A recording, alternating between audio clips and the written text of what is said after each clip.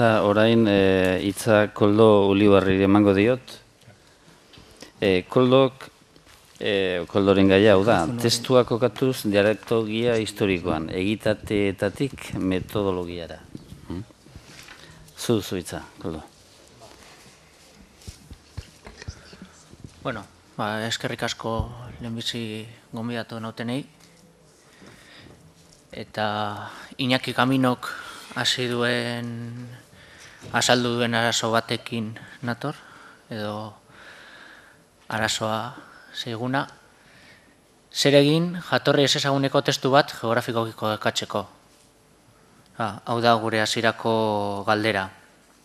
Eta biltzar honetan omentzen dugun Mitxelenak, erantzun egoki bat eman zigun Landutxoren Iztegiarekin egindako lanean.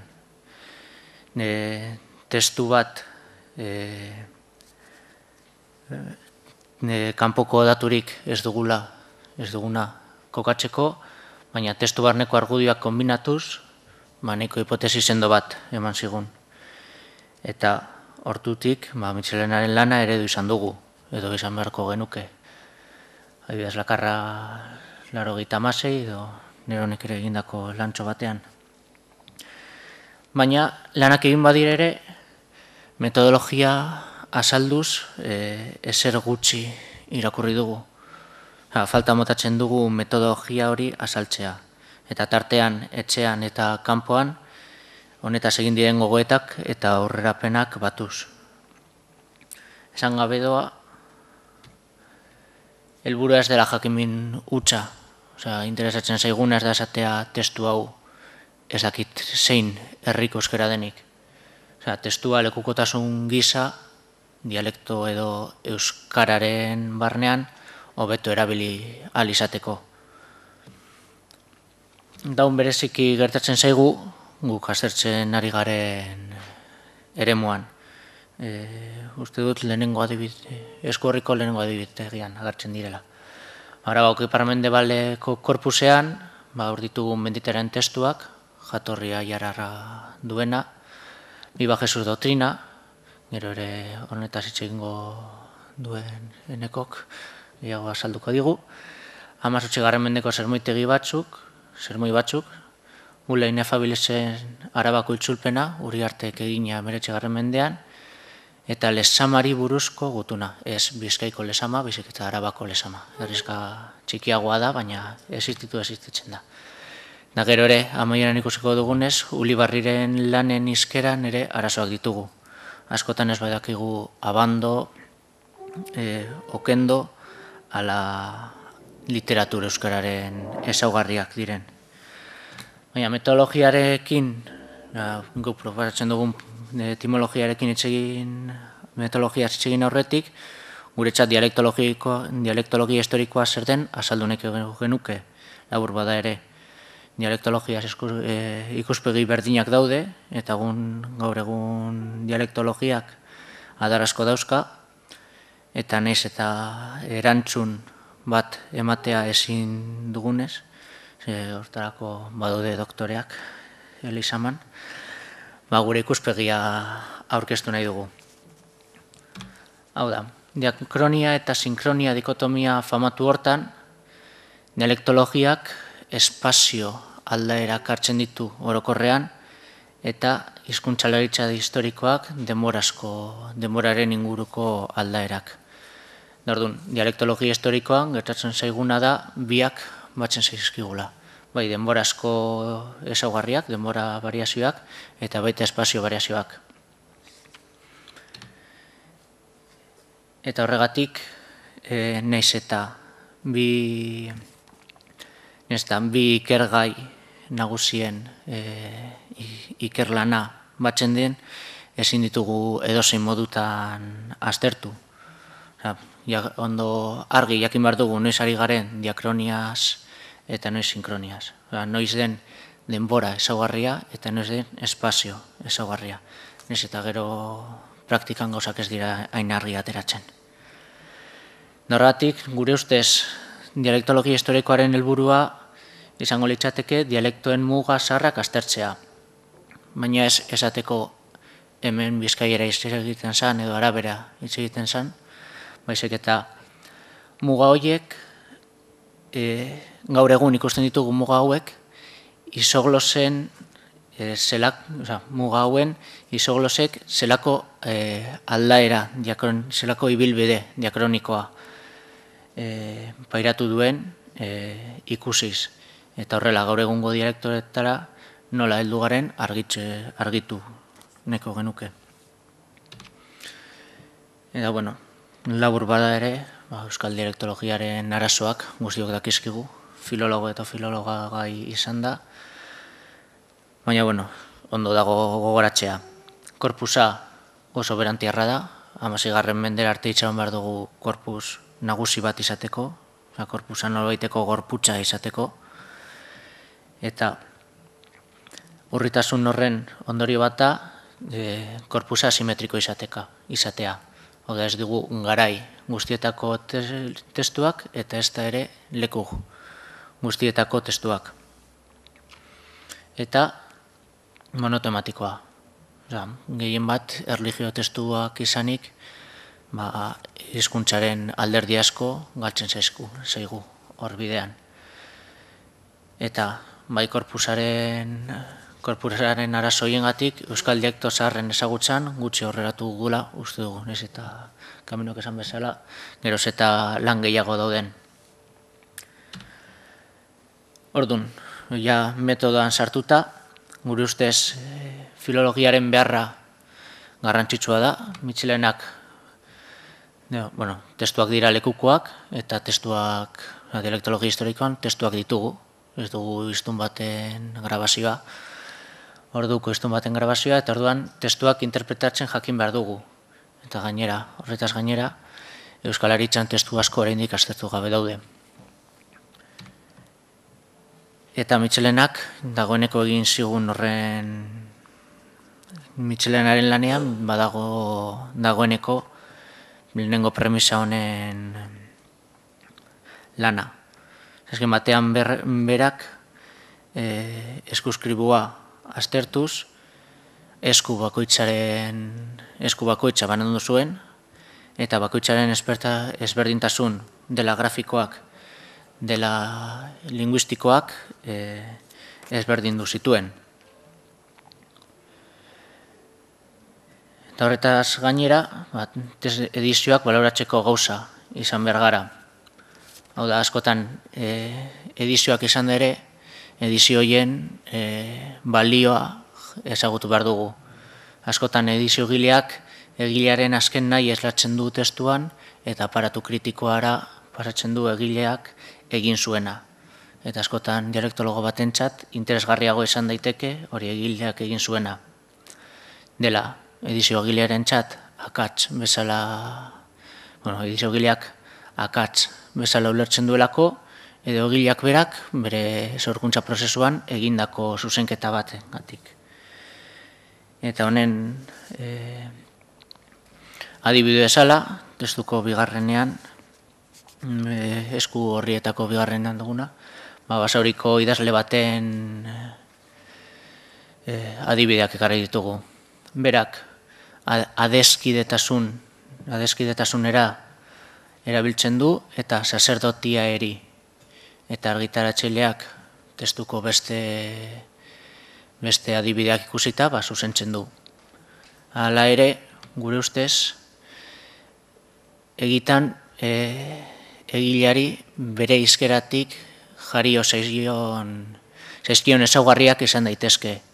Adibidez, adeskide Abandoko Jose Pablo Ulibarrik berresten du, eta jaeri hori, saserdotia eri hori, egun Basauriko hizkeran agertzen den airiaz atzizkiaren astapena izan daiteke.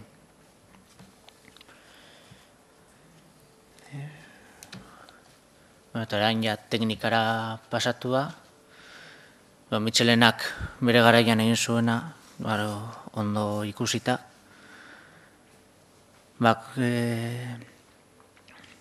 galdu naz, barkatu.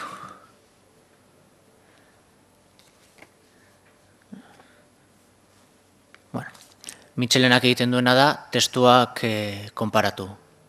Garaiko 16 eta 17 mendeko bizkairazko testuak konparatu.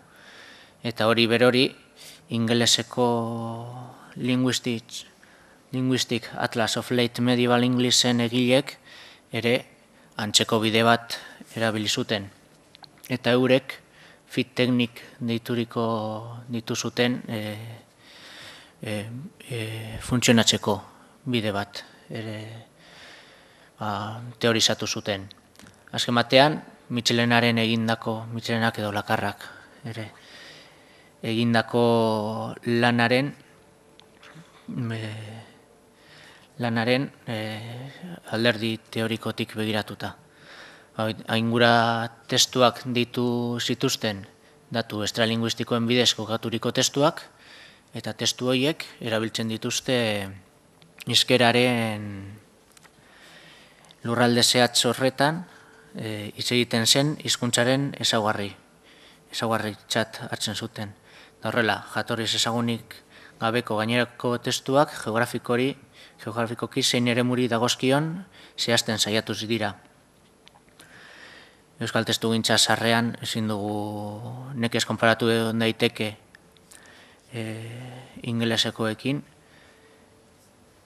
baina hala ere planteamendu teorikoa bera interesgarritzat dugu. Esan bezala, Lakarrak refranes y sententzias kokatzerakoan aingura testu zerbaitez baliatu zen, ez eta berak holan ez deitu.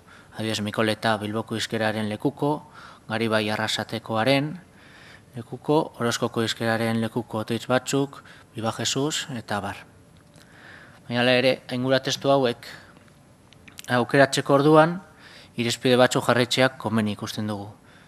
Besteak beste, garaiaren aldetik zenbat eta hurbilagokoak izan testuak asko hobeto.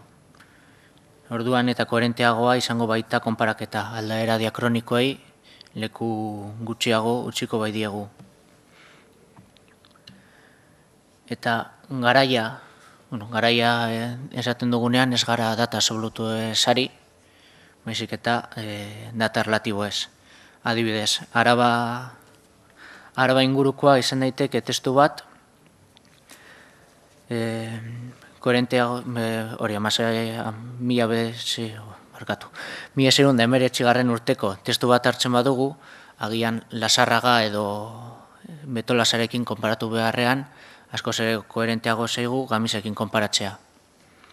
Euskara arkaiko eta Euskara sarrean arteko egin ohi dugun bereizkuntza hori aintzat hartuta. Baina, esan bezala, ez dugu sorte hori, eta askotan testu zarragoak eta batez ere berriagoak erabili behar dugu. Eta horre, garaiko testuek utzitako hutsune horiek betetzeko. Halakoetan, estrapolazioa kontutan erabili behar dugu. Adibidez, Kapanagak Amagaina bezalako ezaugarria erabiltzen du, baina egungo Durangon Amagana agertzen da. Pentsatu dezakegu Kapanagak bere herrikoa zen ezaugarri bat erabili zuela, baina hor dugu Arzadun, ere Durangokoak, eta bai aztetzen digu garai horietan Amagaina Durangon egiten zela. Eta materialen, azkarren gonaz, materialen erabileran, adibidez, hizkera testuan egoteak alde hon bat ekartzen digu. Ezaugarriak zenbaki bidez kontrolatzeko aukera ematen baitigu. Adibidez, Biba Jesusekin egindako saio batean, ikusten duguz, pluralgilea hartuta, ez eta doguz eta diraz, garai horretan diraz oraindik ez zeuden, baina pluralgilea hori hartuta, testu inguru ezberdinetan, ikusten dugu nola bukaera absolutuan dagoeneko neutraltzea oso aurreratuta dago, baina oraindik bokal artean ez, hastapenetan baino ez dago. Eta horrela joanaz, testu bat kokatzeak testu bat kokatzean egiten duguna da, hizkera bat kokatzen dugunean bezala. Horregatik berrikuntzak, arkaismoak eta autuak horiek oraindik gure ustez erabilgarriak dira. Erabili beharko ditugu. Baina beti ere orduko hiztunen ikuspegitik baloratu behar dira. Hau da, arkaismo bat, ez da arkaismo bat gure euskeran erabiltzen ez delako, baizik eta bere testuaren hizkeran erabiltzen ez delako. Eta ja pausoetara joanez, gure ustez lehenbizi kokapen historiko bat egin behar da, datu zaharragoak eta berriagoak erabiltzerakoan ziurtasun apur bat izateko, eta horregatara eta egoera diakronikoak berak baliagarri gertatzen zaigu bere kokapen geografikorako. Adibidetegian uste zeigarrena dela, ikusten dugu nola sermoitegi batean tik bakarrik prosekutibo balioa duen 18. mendean, baina orduan Durango aldean ja ablatibo balioa hartzen hasia zen. Orduan suposa dezakegu egoera diakroniko hori kontuan hartuz, gure sermoitegiko testua ez dela Durango aldekoa, edo Durango aldekoa izateko arrazoi bat gitxiago ematen digu. Eta kokapen historikoaren ostean, kokapen geografikoa etorriko zen, eta ikuspegi sinkroniko batetik egin behar dugu.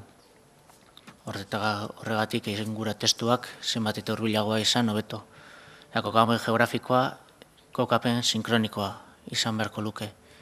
Leku ezberdinetetako testuak, leku ezberdinetetako ezaugarriak orduan kokatu behar ditugu. Eta bukatzeko, balio erabakigarririk izan ezarren, Josebak referentzia sententzia zen erabilitako realia eta generoaren soziologia erabiltzea ere komeni da.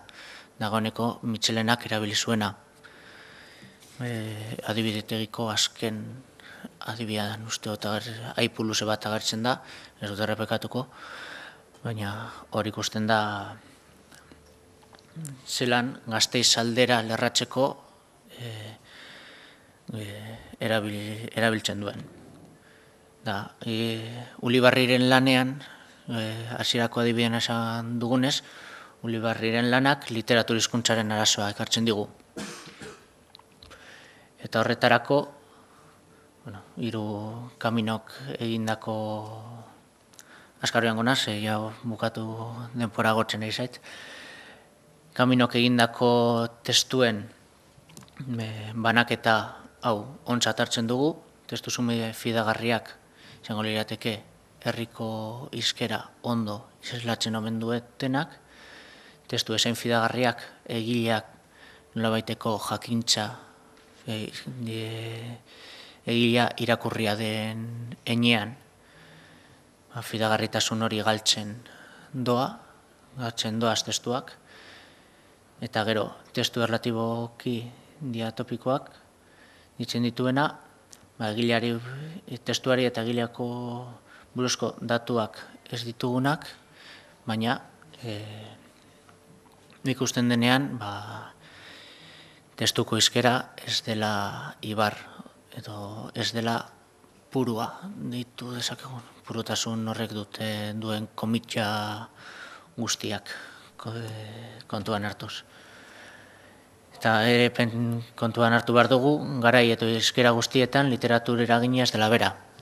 Adibidez, 17. mendeko Bizkaiera batean literatur eragina suposa dezakegu, baina ez 16. mendeko testu batean. Edo 16. mendeko Lapurteran horren eragina, literatur eragina, askoz ere nabariagoa izan beharko litzateke. Eta arazoa konpontzeko edo bide posible bat izan daiteke lan filologikoa, hau da, testua darabilen grafia sistema edo egileak egindako zuzenketak literaturerantz duen jarrera argitzeko bidea eman aldigu, eta lehen aipatutako fit teknika horren aldaera bat proposatzen dugu, testuaren literaturtasun hori aztertzeko. Eta kasu honetan, aingura testuak, testu sume fidagarriak, kaminoren terminologia erabiliz, testu sume fidagarriak izango lirateke, eta bestetik orduko literatur lanak. Eta amaitzeko, hau gure eskarmentuaren emaitza baino ez da, izan ditugun arazo eta duden agerpen bat, eta asko findu beharreko lana da, lan gehiago ginez eta erronka berrietara zabalduz. Eta horrela lortuko genuke testu sare, geroz eta estuagoa, zenbat eta testu gehiago elkarren artean erlazionatuta izateak, testigantza berri bat agertzen denean, hori hobeto kokatzeko lagungarri zaigu, eta dialekto zaharren ezagutza aberaztu egingo litzateke. Eta besterik gabe, eskerrik asko.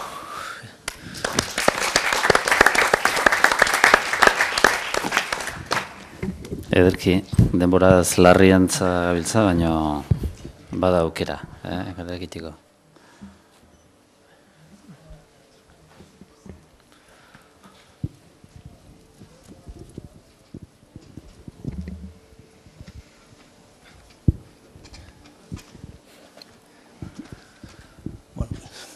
Kontu labur badaz, bestela aurkezpena oso gustura entzun du, eta proposatzen duzun metodoa, hain zuzen, egoki ditzen eta gainera askotan gauzak gehiegi pentsatu gabe ditugu, gauza buru etorrera, eta horako sistematizazioak ondo datoz.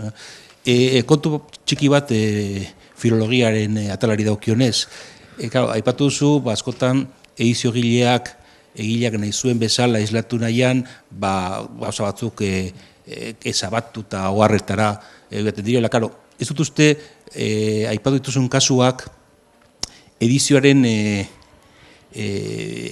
metodoaren akatsa edo helburuaren akatsa den, eta edizio horrek berak duela akatsa. Edizio gaizki egin egotea, ondo egin egotea. Ez da filologiaren arazo bat, baizik eta kasu horretan filologaren arazo bat. Bai. Horregatik esaten dut, edizio gileak, ez dut esaten testu kritika. Bai. Hori da. Baina esan nahi dut, edizio paleografiko batek, demagun, edo faksimil batek ere, antzeko arazoak edo larriagoak esan dituzke. Ze kasu horretan, norberak erabaki behar du, ia akats baten aurrean dagoen, ala benetan delako egileak idatzen izan zuen edo bere garaiko eta bere hizkerako forma den.